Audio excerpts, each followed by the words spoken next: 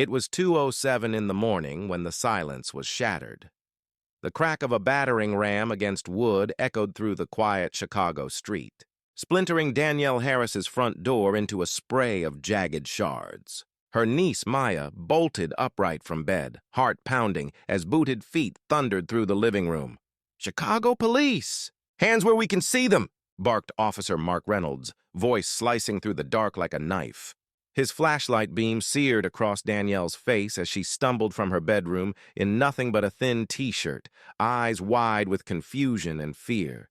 The smell of dust and splintered paint filled the air. Maya whimpered, clutching her blanket, too terrified to move. Danielle's voice trembled. "What is happening? Why are you in my home?" But Reynolds didn't answer.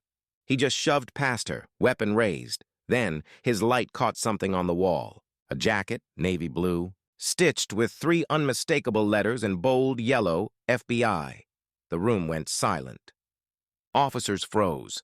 Their bravado drained in an instant, and Danielle, still shaking, whispered to herself, "They don't know who they just kicked down." But this was only the beginning. The silence after the raid stretched like an open wound. The splintered door leaned off its hinges, and the smell of gun oil still lingered in the air. Danielle Harris stood frozen, barefoot on the cold hardwood floor, clutching her niece to her chest. But before this night of chaos, Danielle had lived a life of quiet resilience. By day, Danielle Harris was an intelligence analyst for the FBI, specializing in cybercrime. 34 years old, sharp-eyed, with hair she wore in neat twists. She carried herself with a quiet confidence that came from years of proving people wrong. She had fought hard to reach this place, a black woman in a field where few looked like her. Every meeting, every presentation, she carried the weight of 2 battles, proving her competence as an agent and disproving the unspoken doubts that followed her into every room. At the Bureau's Chicago office, colleagues nodded politely but rarely listened until a white counterpart repeated her idea. In the grocery store near her home, clerks sometimes asked twice if she could really afford what was in her cart. Small cuts, daily humiliations, wounds that left no visible scar. Still, she endured. "Keep your head down, do the work, and let your excellence speak," Agent Samuel Brooks, her mentor, often reminded her. But excellence didn't stop the stares when she walked into specific neighborhoods. And tonight it hadn't stopped 3 police officers from splintering her front door like she was a criminal. Her most significant reason for pushing forward wasn't herself. It was her niece, Maya Harris, a tender-hearted 9-year-old with big eyes and dreams of becoming a doctor. Maya's mother, Danielle's younger sister, had passed away suddenly 2 years earlier. Since then, Danielle had stepped into both mother and guardian roles. She packed school lunches at 6 a.m., helped with science projects late into the night, and read Maya bedtime stories until her niece's soft breathing steadied into sleep. That night, when the door crashed open, Maya's first terrified thought wasn't about herself. She whispered into Danielle's ear, "Auntie, are they here to take you away?" Even now, Danielle's chest tightened remembering those words. Her niece had grown up fast in a world that reminded her daily what it meant to be young, black, and vulnerable. Across town, in a South Side precinct, Sergeant Rick Dalton leaned back in his worn leather chair. At 58, with a mustache yellowed from years of cigarettes, Dalton represented the old guard of policing. He enjoyed discussing real Chicago law enforcement. Still, to Danielle's community, his name meant harassment, intimidation, and unchecked authority. Beside him, Officer Mark Reynolds, brash and power-drunk, cleaned his service pistol like it was a badge of honor. Reynolds had been the one to push for the raid on Danielle's house. The tip was flimsy, unverified, but he had a hunch, and in his world, hunches were enough. Officer Kyle Thompson, younger and less hardened, sat nervously on the edge of his seat. He hated raids, hated the adrenaline, but fear of Dalton's scorn kept him silent. His conscience whispered, "What if we're wrong?" But he swallowed the thought. In that precinct, hesitation was weakness. Neighbors on Danielle's block knew her as the quiet one. She never raised her voice, Never caused trouble, always paid her bills on time. Mrs. Evelyn Carter, who lived across the street, often told others at Sunday service, "That girl works for the government, you know." Sharp as a tack, but they don't like women like her shining too bright. It wasn't paranoia, it was history. This wasn't the first time black professionals in their neighborhood had been mistaken for criminals. Doors kicked in, rights trampled, apologies are rarely offered.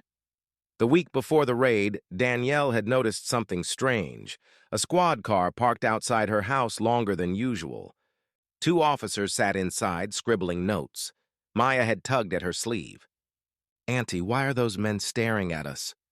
Danielle had brushed it off, hiding her unease. "Just doing their job, baby. Don't worry." But late that night, as Danielle worked on a classified report for the Bureau, her laptop flickered, and she thought she heard footsteps outside. When she checked the window, the street was empty. She told herself it was nothing. She was wrong. Danielle wasn't alone in her fight. Jordan Miller, her childhood friend-turned-community activist, often dropped by with fiery words about racial injustice. He ran a grassroots group that challenged police misconduct. "You think your badge protects you, Danny?" Jordan had once asked her, voice sharp but full of care. "They don't see that jacket. They see your skin." Danielle wanted to believe her position at the FBI gave her a shield. But in the pit of her stomach, she knew Jordan was right. 2 days before the raid, Jordan had stopped by, slamming a newspaper on her counter. The headline screamed, "Another wrong address raid leaves family traumatized." He pointed at the article. "See? It's always the same story. Wrong house, wrong face, and they walk away clean." Danielle shook her head. That won't happen here. But when the knock never came before the door broke, she realized how naive those words had been. At night, after putting Maya to bed, Danielle often found herself staring at her FBI jacket hanging on the wall. To her, it was more than fabric. It was a symbol of sacrifice. Every grueling exam, every late night, every whispered doubt from colleagues, stitched into those 3 yellow letters. But it was also a reminder. No matter how high she climbed, to some people she would always be just another black woman to be controlled. She whispered to herself sometimes, "If Maya sees me endure, maybe she'll believe she can endure too." The night before the raid, Danielle received an anonymous text. "We know who you are. We're coming." Her fingers trembled as she held the phone. She told herself it was a prank. She deleted it. But when the wood of her front door exploded under a battering ram just hours later, the memory of that message burned in her mind like fire. That night, as the cops froze at the sight of her FBI jacket, Danielle's world teetered on a knife's edge. Would her badge protect her, or expose her to even greater danger? Because this was not just a mistaken raid, it was the start of something much darker. The night after the raid, Danielle Harris sat in her living room, staring at the shattered doorframe. The FBI jacket still hung on the wall, now covered in a thin layer of plaster dust. Maya had finally drifted off to sleep on the couch, clutching her stuffed rabbit. But Danielle couldn't close her eyes. Every time she blinked, she saw booted feet crashing through her home. Her phone buzzed. Jordan Miller's voice filled the line before she could even say hello. "Danny," I heard. "Neighbors are already talking." Evelyn Carter said she saw half the block outside when it happened. "Are you okay?" Danielle hesitated, her throat dry. "They came in like we were drug dealers." "Maya!" She cut herself off, pressing a hand over her mouth to stifle a sob. Jordan's tone hardened. "This isn't random. They don't just pick addresses out of a hat. Somebody put your name on a list." Her chest tightened. "But why me?" Jordan's answer came with a heavy pause. "Because you scare them, Danny. You've got power. You wear a badge they can't control." At that exact moment, a knock rattled the door. Not a violent one this time, but firm enough to make her heart lurch. Danielle grabbed the baseball bat she kept tucked behind the couch. "Who is it?" "Brooks," came the steady voice. Relief rushed through her, but her hands still trembled as she unlocked the half-broken frame. Agent Samuel Brooks stepped inside. Trench coat damp from rain, his eyes immediately scanning the wreckage. "They really did this," he muttered, jaw tightening. "They froze when they saw the jacket," Danielle whispered. If I didn't have it on the wall, I don't know what they would have done. Brooks turned to her, voice low and deliberate. Then that jacket just saved your life. But it won't save your reputation. They're already writing the story in their reports. Danielle swallowed hard. So what do I do? Brooks leaned closer. We fight back. But you need to be ready. They'll come after you harder once you push. Meanwhile, in the precinct, Sergeant Rick Dalton slammed his hand on the desk. What the hell were you thinking, Reynolds? You kicked in an FBI analyst's door. Mark Reynolds shot back, defensive. How was I supposed to know? The tip said narcotics. The address matched. Kyle Thompson sat silently, eyes darting between them. He had seen Danielle's terrified face. He had seen the little girl crying. And guilt gnawed at him like acid. Dalton lit a cigarette, pacing. We need to bury this. Write it up as mistaken intel. No drugs found. No arrests made. End of story, Reynolds sneered. And if she talks? Dalton blew smoke through his teeth. She won't. People like her never do. They're too busy holding on to their shiny little careers to stir the pot. But he was wrong. Danielle wasn't staying silent. 2 nights later, Jordan, Brooks, and Danielle huddled around her kitchen table. Maya had been sent to bed early, though Danielle could hear the faint creak of floorboards upstairs. Her niece was listening. Jordan slammed his palm on the table. We go to a public press conference. Show the damage. Make them own what they did. Brooks raised a hand. Not yet. The Bureau needs evidence first. If we act too soon, they'll spin it and Danielle ends up looking unstable. Danielle rubbed her temples. I don't care about looking unstable. They terrified Maya. They could have killed us both. Jordan leaned forward, his eyes blazing. And that's exactly why we can't wait. They think they're untouchable. But the second people see an FBI jacket hanging in the home they stormed, this whole city's going to explode. Brooks's silence spoke volumes. That night, as Danielle walked Brooks to his car, a shadow detached itself from the alley. A voice hissed from the dark, "Drop it, Harris, or next time that jacket won't save you." Danielle froze, adrenaline surging. But when Brooks spun around, weapon drawn, the figure was gone. She didn't sleep at all that night. Across the city, Officer Kyle Thompson couldn't sleep either. The image of Maya's wide, terrified eyes haunted him. He pulled out his phone and scrolled through the incident report. Dalton had already filed it. Mistaken address. Occupant unharmed. No property damage beyond entry. Kyle scoffed. Lies. Every word. His thumb hovered over Danielle's number. He had memorized it from the file. He could warn her. He could expose Dalton, but if he did, his career, maybe his life, would be over. He dropped the phone back on the table, heart pounding. For now, silence felt safer, but his silence wouldn't last. By dawn, Danielle made her choice. She called Jordan. Set it up, she said flatly. Within hours, Jordan contacted Alex Rivera, a young journalist known for chasing stories the mainstream networks ignored. Rivera agreed to meet them the following evening, but Danielle couldn't shake the dread coiling in her stomach. Brooks's words echoed. They'll come after you harder once you push.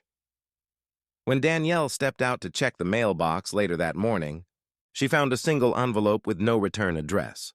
Inside was a photo of her and Maya, taken from outside her living room window, scrawled across it in red marker.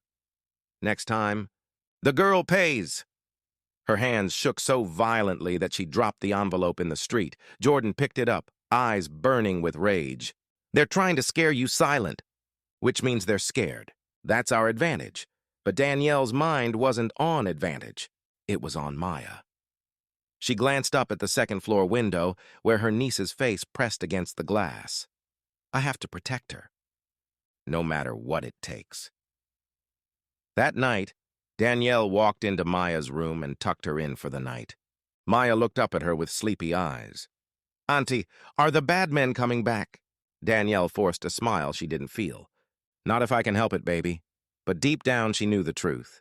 The storm wasn't over. It was only the beginning, and when it broke, it would shake the entire city.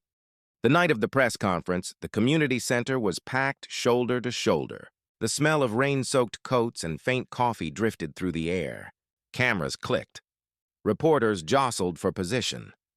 At the front of the room, under the harsh glare of fluorescent lights, Danielle Harris stepped to the microphone. She could feel her niece's eyes on her from the front row. Maya clutched her stuffed rabbit like a lifeline. Her hands trembled as she placed the photo on the podium, the one with red letters scrawled across it. She didn't need to say much. The image spoke for itself.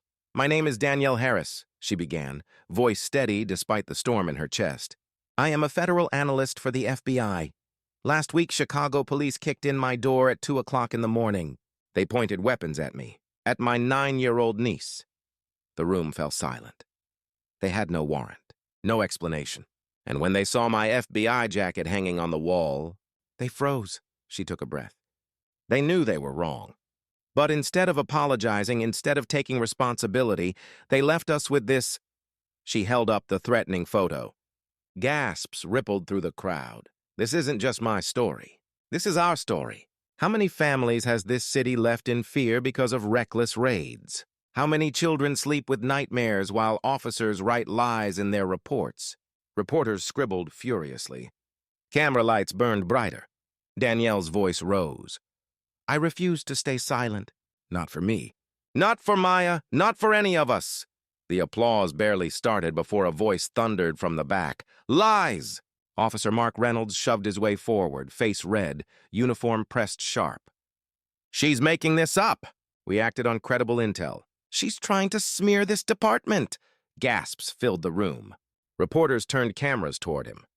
Danielle's pulse spiked, but she didn't flinch. Jordan Miller leapt up. "You call terrorizing a child credible intel?" Chaos erupted. Reporters shouted questions. Flashes blinded. Maya buried her face in her rabbit. Danielle gripped the podium, refusing to yield. "If I am lying, Officer Reynolds, then why does your report say no property was damaged? Why does it say no one was threatened?" The room roared. Reynolds froze. His jaw clenched. He had no answer. Before Reynolds could recover, another voice cut through. Shaky but clear. "I can't do this anymore." Every head turned. Officer Kyle Thompson stepped forward from the crowd. Sweat glistened on his brow. His hands shook, but his eyes burned with conviction. "The report is false. I was there. We broke her door. We pointed guns at her niece. And when we realized she worked for the FBI, Dalton ordered us to cover it up." The room exploded. Gasps, shouts, reporters shouting his name. Reynolds spun on him, furious. "Kyle, shut your mouth!" But Kyle pressed on, louder now. "They've been doing this for years. Wrong addresses, wrong families, always in black neighborhoods. And we bury it every time." He pulled a folded paper from his jacket, copies of reports he had smuggled out. "Not anymore." Danielle's chest constricted. For the first time in days, she felt hope spark. But outside, sirens wailed. Tires screeched. Through the glass windows, shadows of more officers appeared, surrounding the center. Jordan grabbed Danielle's arm. "They're here to shut this down." Reporters scrambled. Some ran toward the doors, cameras rolling. Others ducked low. The tension inside the room mirrored the storm rising outside. Sergeant Rick Dalton pushed through the crowd, face twisted with rage. "This circus ends now," he pointed at Kyle. "You're finished. Hand over those papers before you regret it." The room held its breath. Danielle stepped between them, her FBI credentials now hanging visibly from her neck, her voice cut like steel. "Touch him, Dalton, and you'll answer not just to me, but to the Bureau." Dalton sneered. "You think your badge protects you? Out here, we run this city." But then, from the front row, a small voice rose. "Maya's! Leave my aunt alone!" The room went silent. Cameras zoomed in. Dalton froze, momentarily caught off guard by the trembling child's courage, and in that moment of hesitation, Brooks entered through the side door, flanked by federal agents. Their jackets bore the same bold yellow letters as Danielle's. "Actually," Brooks said, voice calm but lethal, "this ends tonight." Agents spread through the room, forming a wall between the community and the officers. Reporters captured every second, flashes strobing across terrified faces. Dalton sputtered, "You can't—" Brooks cut him off. "You raided the home of a federal employee. You filed false reports. You threatened her family. And now, thanks to Officer Thompson, we have evidence of years of abuse. He motioned to the agents. "Take them in." The room erupted in cheers as Dalton and Reynolds were restrained. Their shouts were drowned out beneath the noise. Kyle stood trembling, torn between relief and fear, but Danielle placed a steady hand on his arm. "You did the right thing." Tears welled in his eyes. "I should have spoken sooner." Danielle's voice softened. "But you spoke now, and that changes everything." As Dalton was dragged past, he spat, "This isn't over, Harris. You'll regret this." Danielle didn't move, didn't flinch. She lifted her chin. "No, Sergeant, it's you who will regret underestimating me." The crowd roared with approval. Reporters shouted questions. Jordan grinned through tears. And Maya, still clutching her rabbit, reached up and whispered, "You were so brave, Auntie." Danielle knelt, pulling her close. "No, baby. We were brave." The moment glowed like a flame in the chaos. The community had witnessed something that couldn't be buried or spun. The truth was out. But in the back of her mind, Danielle knew this was just the beginning of the fight. The next morning, Chicago woke to headlines that couldn't be ignored. FBI analyst confronts Chicago PD. Abuse of power. Child witness breaks silence on night raid. Whistleblower cop exposes years of corruption. Screens across the city lit up with Danielle's face, her FBI credentials in plain view, and Maya's frightened but courageous voice replayed over and over. For once, the story wasn't buried. Outside Danielle's apartment, candles flickered on the steps. Neighbors left flowers, handwritten notes, and teddy bears as tributes to Maya. Older women who had once crossed the street to avoid police cars now stood side by side with young activists, their voices echoing the same chant, "No more midnight raids, no more lies." Jordan Miller stood at Danielle's side, exhaustion etched in his face, but also triumph. "You lit the fire, Danielle." "Now it's spreading." Danielle shook her head. "We lit it. All of us." But deep inside, she knew how fragile this victory could be. One wrong twist of the story, one mighty hand behind closed doors, and it could all unravel. In a cold interrogation room across town, Sergeant Rick Dalton sat cuffed to a metal chair. His eyes burned with defiance as federal agents recorded every word. "You think this ends me?" he hissed. "I have friends in places you don't even know exist." Harris doesn't realize who she just crossed. He leaned forward, smirking. "She'll never sleep easily again." The agents exchanged uneasy glances, but kept the cameras rolling.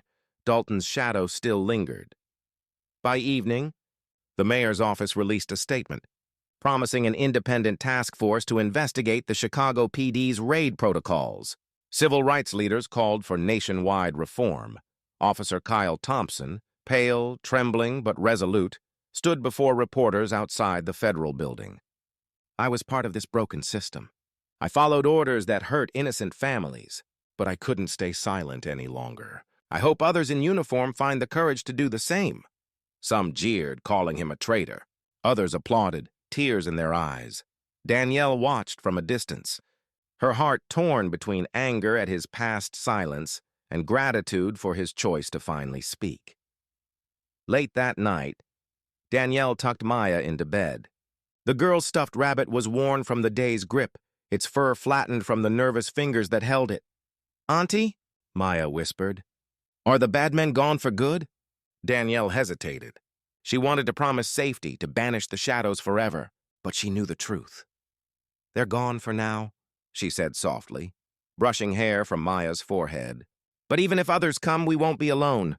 We'll stand with people who believe in justice, and we'll be ready." Maya's eyelids drooped, her tiny hand gripping Danielle's. "I'm not scared anymore," she murmured. Tears pricked Danielle's eyes. "That's because you're the bravest girl I know." As Danielle closed Maya's door, her phone buzzed. Unknown number. She hesitated, then answered. A distorted voice whispered through the static. "You don't know who you've angered. This is bigger than Chicago. Walk away while you still can." The line went dead.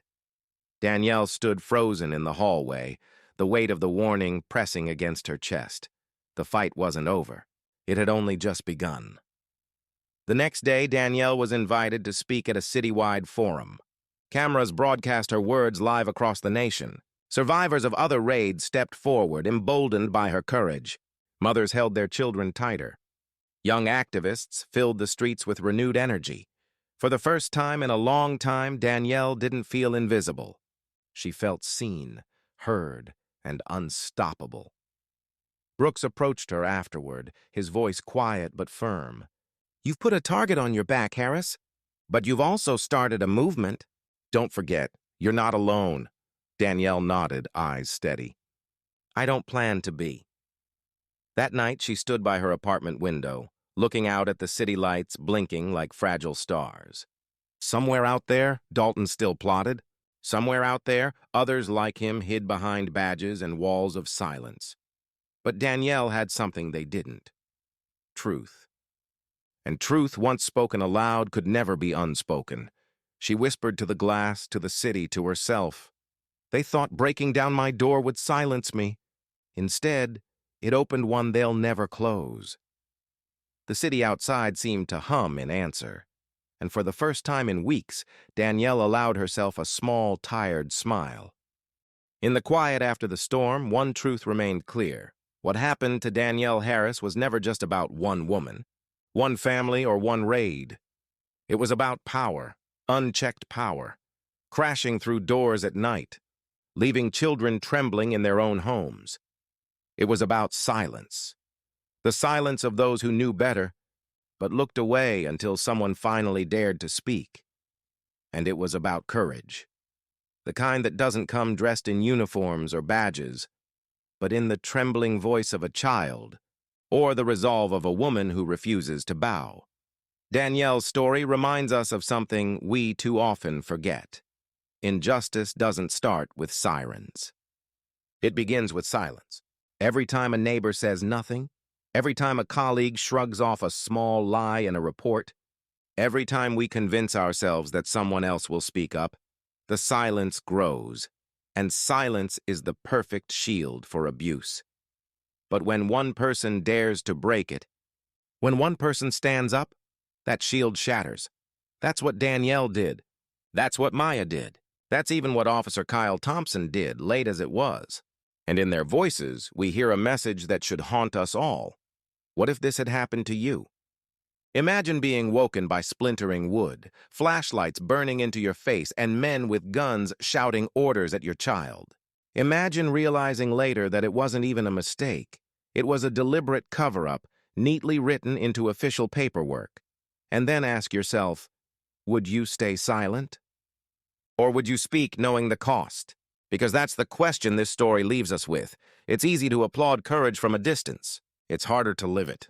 But real change, the kind that reshapes communities, the kind that keeps children from flinching at every siren, only comes when ordinary people make extraordinary choices.